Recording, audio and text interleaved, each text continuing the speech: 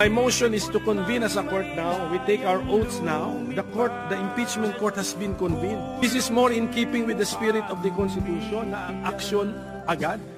Tapos pala, balikan ko na lang yung issue kanina just for the record kasi yung pagtagalog ko or yung pag-Filipino ko sa provision na English na nasa Constitution, dun yung sa official Filipino version. Ang sinabi dun, sunod agad.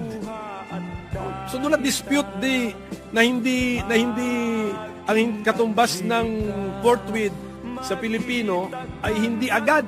Agad na yung nasa official version. So hindi na ako mas marunong sa mga nag-translate po ng Constitution sa Pilipino, sa wikang Pilipino. So I hope this will help our colleague, my explanation will help our colleague when he makes his decision on the pending motion.